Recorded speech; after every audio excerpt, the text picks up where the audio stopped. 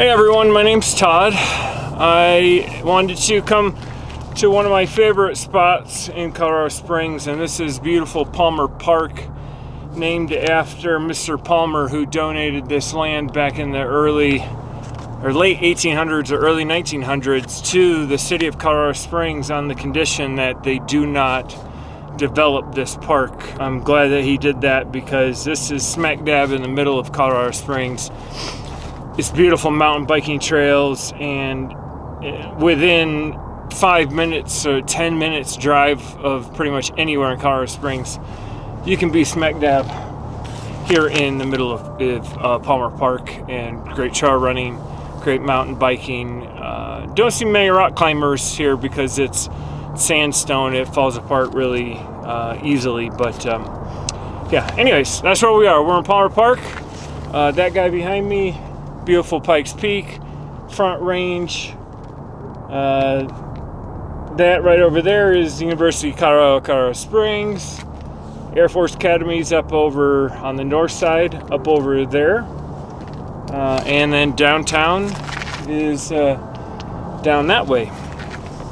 So I wanted to bring you out today to read you another story and to show you where I'm going, where I've been, where I'm going, and where I want to get to in 2019, 2020, and later on in my future.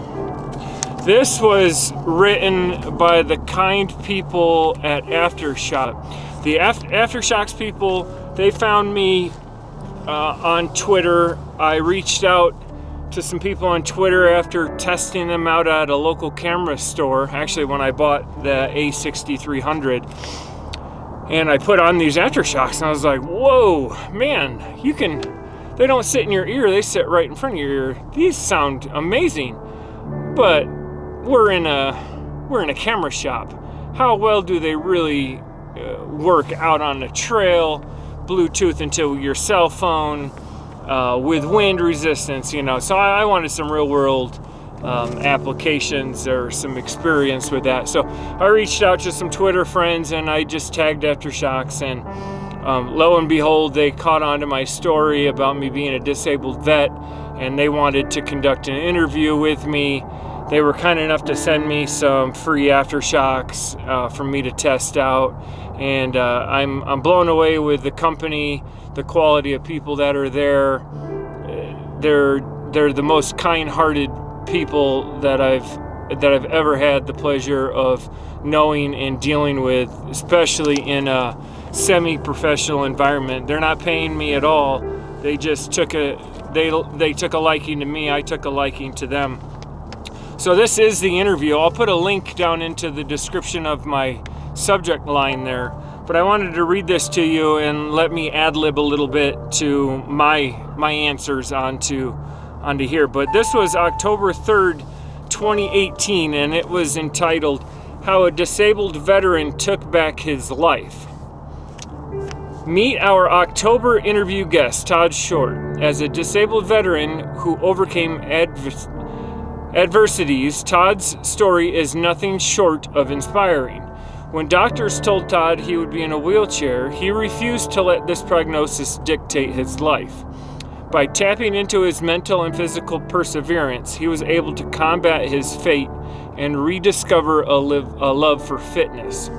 Aftershokz question: How has being in the military shaped you as a person and athlete? My answer: I grew up in a very disciplined family. Disciplined in a good way, not a bad way. The military was an easy transition for me. I had no problem taking instructions or with the physical aspects of the military. One thing that I feel the military instilled in me is the knowledge that I can push myself through most anything. When I feel like giving up during a race or a workout, I frequently tell myself, this is my internal monologue.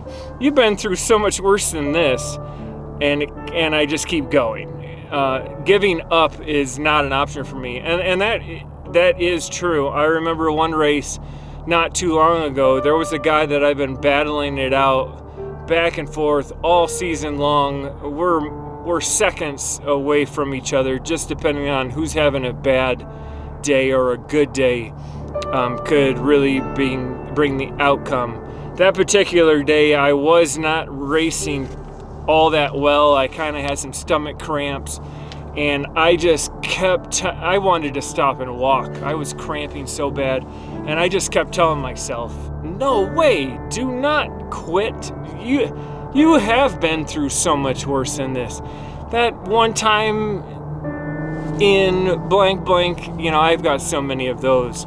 That one time in that hole in Georgia, that one time going on that convoy in Afghanistan, the stories are endless. But no, do not let him just disappear. Because I've been in some races where I'm like, well, today's just not the day, and I let them go, and I settle on, well, taking the spot behind him, or next thing you know, then the next person passes you, and the next one. And I said, not today, and I didn't see him anymore, and I'm like, I am not giving up. I am going to reel him back in. And I did. I mentally told myself this over and over and over. Do not give up. Do not give up. Do not give up. He'll be right around that next corner. He'll be right around that next corner. And sure enough, we had about 1.5 miles descent left. I'm a good descender. And there he was. And I'm like, you gotta be kidding me. I'm gonna catch that guy. I'm gonna catch him. Not today indeed. And sure enough, with about 0.5 mile to go, I flew by him, and I am pretty sure I shocked the crap out of him because he thought I was long gone. And honestly, that was probably one of my proudest moments in a race. And I didn't even place, but it was the fact that I did not give up and just let him walk away with our age group win.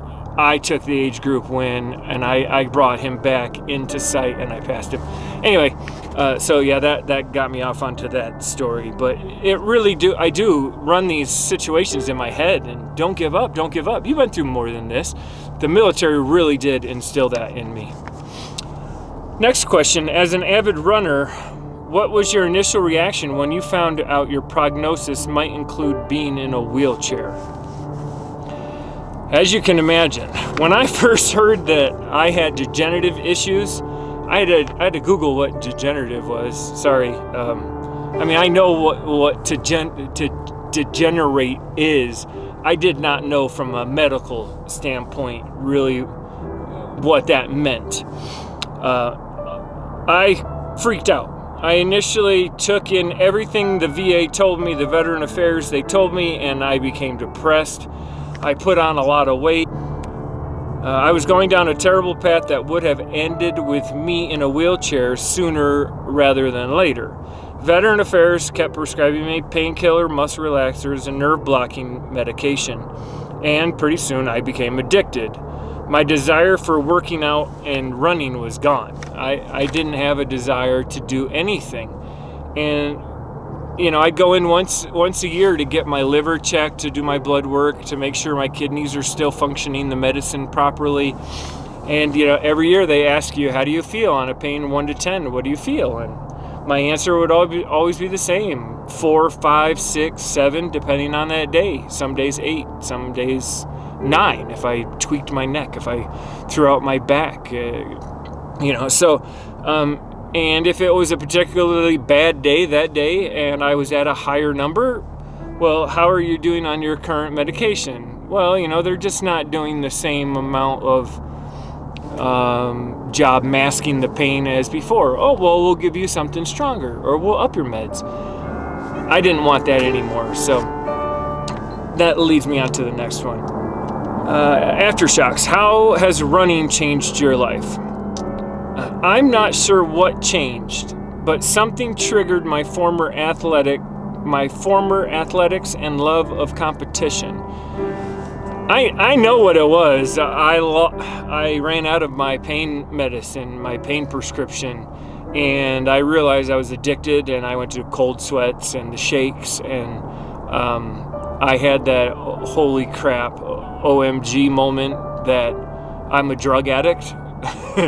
That was my turning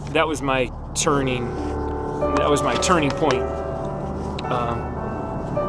shout out to Mad Moose. I'm proud of that race, so I like to wear that hat, but I don't think you guys can see my face with the shadow. So I weaned myself off the drugs and I started walking, hiking, and eventually I began running again.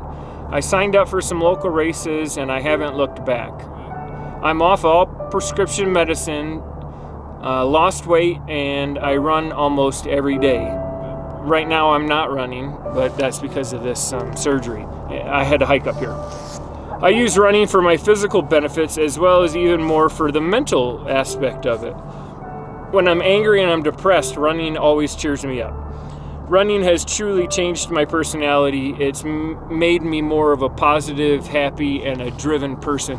I actually heard my wife, who just started working out recently, she's not a runner, but she started doing some more high-intensity type training, and she wrote on Facebook or social media that, and this has always been something that I've said, I've never felt angry or upset for going out and going on a run or going out and being active. Even when I slipped and I cracked my knee, when I came back and I had a limp because, crap, I did something, I wasn't angry.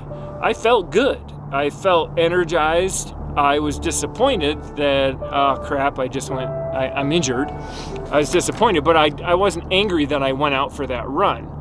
Now, reversely, if I sit on the couch and I don't do anything, even when I'm not eating crummy and I'm just sitting on my couch watching a TV show, playing with my dogs, just laying there, and next thing you know, it's 9 o'clock at night, it's ready for bed, brush my teeth, and I'm laying in bed, getting ready to fall asleep, and I look back on my day, and gosh darn it, I'm ticked off. Why the heck didn't I go run? No reason. No, that's what upsets me. So I'm never angry for not going for a run, even when it's a bad run. I'm angry when I don't go for a run. So that's how running has changed my life. It literally has changed my mood. It has changed me as a person.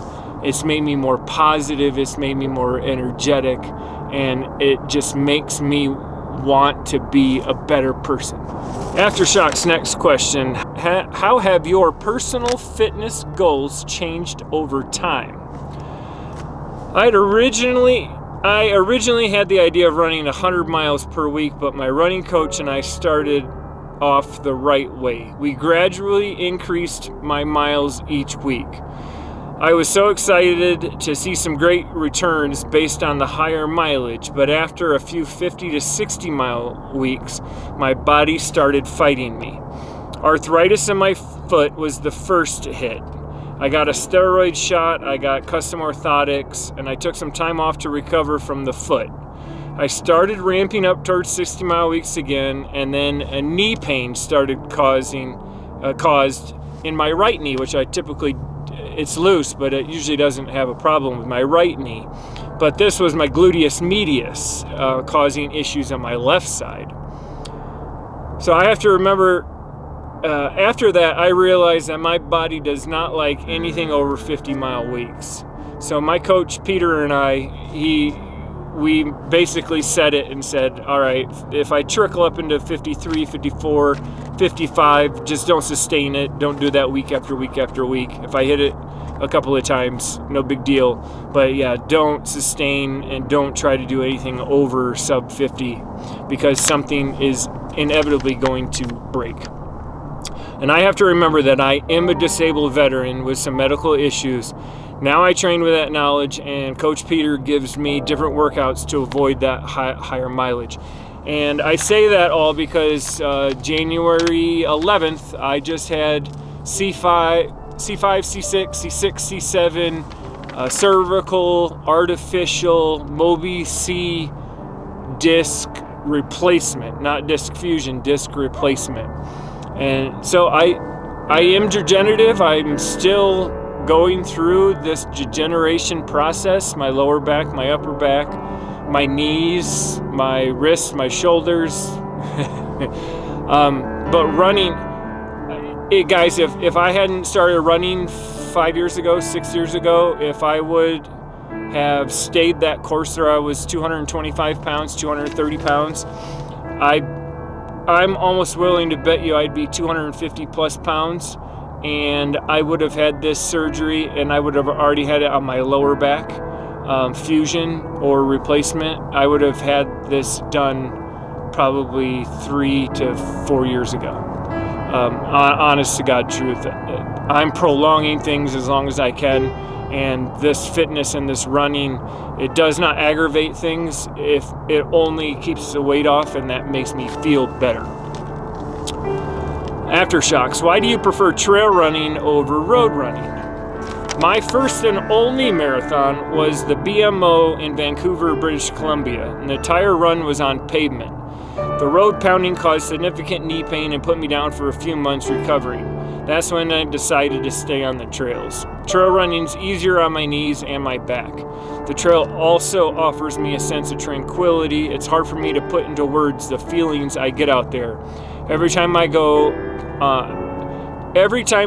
adventure out on a new trail, I'm so taken back in the entire experience. There are times I'm blasting a trail and all of a sudden I get an overwhelming feeling to stop, look, listen, and feel. For those military infantry guys, sorry, that's still in me. I do. I stop, look, listen, and feel, and I hoot and I holler, I yell, and it's like my war cry. It's like my happy dance cry, and I'm out there by myself. Nobody hears me. I don't do that for anybody. I do that because that's how happy I am out there. And it really blows my mind that being out in this environment brings me that much joy that I literally yell with glee. It's crazy. Aftershokz, what's your favorite motivational quote? My answer, I honestly don't have one, but I've been known to scream, "I love the way this sucks." Especially during a race. I love the way this sucks. I don't think that would be motivational to most people, but it can be to me. Aftershokz. How do Aftershokz fit into your active lifestyle? Well, that seems like a pretty obvious one, but I absolutely love my Aftershokz. They're so light, I don't even feel them on my head, and they fit perfectly with my hat and my sunglasses. So normally I have my hat on, my sunglasses fit right there, and they go right up above, or I can stick them underneath my sunglass, and they don't even, there's no pressure, they don't hurt or anything like that. When I'm on the trail, there are times I turn off the music, and when I look, listen, and feel, but I forget to turn back on the headphones because I'm just in that zen, that zone, and I forget that they're on, and they're so comfortable. I've ran 10 miles with them, and I forgot to even turn them on because they're that comfortable, and the battery life just seems to last forever. Yeah, I'm amazed that, and they do warn you the charging. They give you like I don't know, half an hour warning, I would guess, that says charging. So that's a good indication. Get home and plug them in. But I think the whole time I've owned them, I've had to do that twice based on an alert. Next question: how does the open ear design Aftershock headphone benefit you while running trails? Well, I frequently run into this park where there's a lot of hikers, mountain bikers, and even horseback riders. Aftershokz allows me to hear all my surroundings, people, bike bells, and even wildlife in the bushes, mostly rabbits. But I did see a bobcat once in here. That freaked me out. Unfortunately, someone in my family was abducted off a trail. She is okay now through physically and mentally, emotionally. It's been a big battle and struggle for her. She did write a book, and if you're willing and interested in that, reach out to me on my comments and I can send you a link to her book about her abduction. So safety and awareness are both very important to me. And I was recently on this trail. It was a rainy day. Fellow runner had earbuds in. She didn't hear me approaching from behind, and I scared her. I apologized and I showed her my Aftershokz headphones, and she was instantly a fan. And that's one safe trail. That's one more safe trail runner out there for me. So for me, I like being a spokesperson for Aftershokz because of that safety aspect of it. Most of the people that are out here, mountain bikers included, they've got both headbuds in, and I yell out runner or hiker or on your left or yep, or yeah. I'll yell something to try to get their attention to know that, hey, I'm coming up on you, and the next spot I'm gonna go by you, kind of thing. And they don't hear me, and so eventually I catch up to them, and I've got to pass them, and I'm yelling at the top of my lungs, runner, and they're clueless. I made a guy on his mountain bike fall over. I didn't even touch him. I just scared him so bad he fell over. I did feel bad. I stopped and I checked on him. He was okay. But yeah, leave one out, or better yet, get your Aftershokz so that you can hear the person come up behind you. I can hear when a mountain biker rings his bell and he's coming up on me, and I get out of the way. I give them a thumbs up so that they know I do hear them. I get out of their way. They're great. They work awesome. Aftershokz, what kind of awareness do you hope to raise through running? Well, and I work with a lot of disabled veterans, and most of them are right where I was years ago. They believe that their disabilities will not allow them to be active, or they believe their disabilities to limit them. I hope that they see and are encouraged by what I've been able to do, and they get off their couch and hit the trails. For me, it took running out of pain medications to realize how addicted I was to that life, and that was my wake-up call. I don't want others to get to that place before making the change. If I can do it, anyone can. One foot in front of the other, and that's a quote. I don't know whose quote that is, but that's always been a good motto, is 1 foot out. You don't have to be an Olympic speed runner. I don't have to run a 6-minute mile. I get just as much pleasure running a 12-minute mile or hiking a 16-minute mile or a 20-minute mile as I do running a 6-minute mile. Just breathe deep, to feel my heart pounding in my chest, to feel the sweat coming down my face, to shake sweat off my hand. And that just makes me feel and know I'm alive. It makes me feel good. And I want other people to know that it might not be running that works for you. It might be biking. It might be rowing. It might be just walking. And it might be you're in a wheelchair, but you start becoming a competitive wheelchair racer. I've got a buddy that his daughter's in a wheelchair, and she's in a competitive basketball league. She's gotten into going down ramps and doing all kinds of tricks on her wicked cool wheelchair.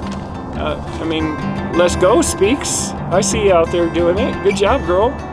Keep up that good work. But that's what I hope to encourage other people to know, that yes, we might be limited in what we can do based on physical limitations and disabilities, but we don't have to let them define us. We can define who we are based on any definition we want to give ourselves.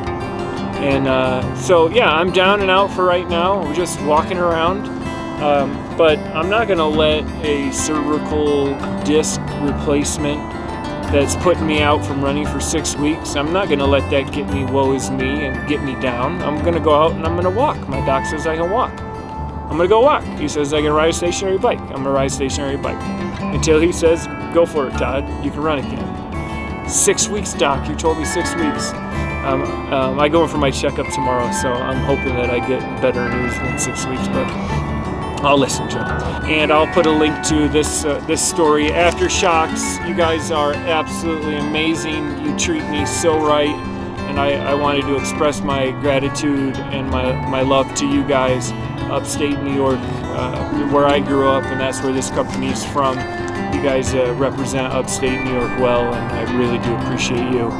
And it really it really means the world to me. So before I go, I'll let you get a 360. I'll get out of your way and let you take a look at Pikes Peak and the rest of Palmer Park. I did have to rock climb up here, so I'll show you kind of how I had to get up here.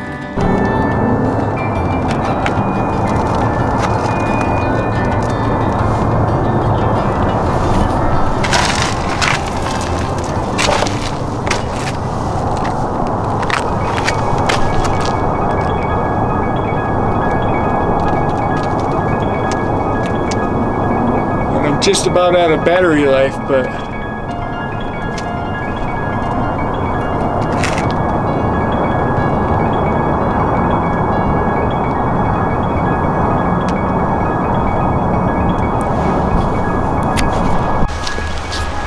so I forgot to tell you where I'm going in 2019. I'm just going to get this neck better, and I'm going to be able to start doing some upper body workouts, and that's been important. It's been importantly missing out of my routine because of the neck and shoulder issue. So I hope to start doing some upper body, some more core strength, and that'll give me some overall improved running ability. And I'm looking forward to working with some new companies here in 2019. I've already got one in the hopper. I won't ruin that surprise for you, but I'm excited about working with them, and these two ladies are awesome. So thanks guys for that. They know who I'm talking about, but I'll release that news in a separate video, and hopefully I have many more of those to announce later on throughout the year. So alright guys, I hope and wish all of your 2019's great success and all your wishes and desires come true. Thanks.